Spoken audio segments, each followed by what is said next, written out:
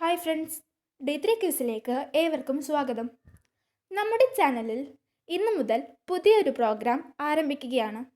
കൗതുക വാർത്തകൾ. നമ്മുടെ ചുറ്റുമുള്ള പല കാര്യങ്ങളെക്കുറിച്ചും നമുക്ക് ധാരാളം സംശയങ്ങൾ ഉണ്ടായേക്കാം.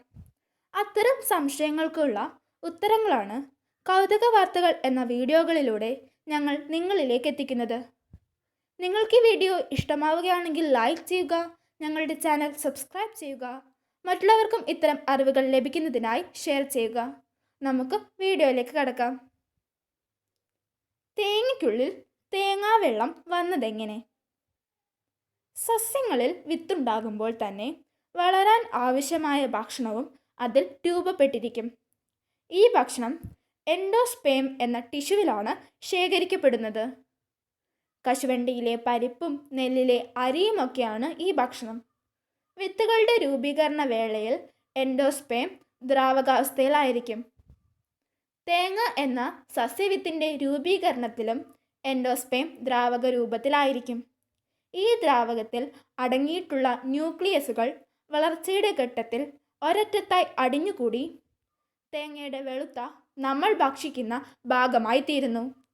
തേങ്ങയുടെ കുഴമ്പ് രൂപപ്പെട്ട ശേഷം ബാക്കിയായ ദ്രാവകം അതേ രൂപത്തിൽ തന്നെ നിൽക്കുന്നു.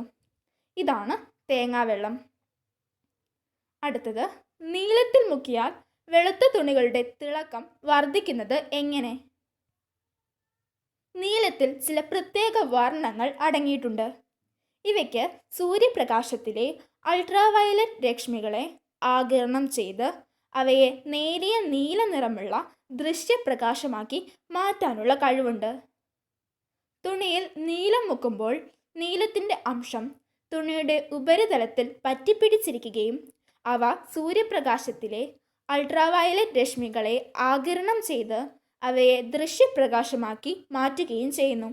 ഈ പ്രവർത്തനമാണ് നീലം മുക്കിയ തുണികൾക്ക് തിളക്കം കൂടുതൽ തോന്നിക്കുവാൻ കാരണം. Thank you for watching. Please subscribe us.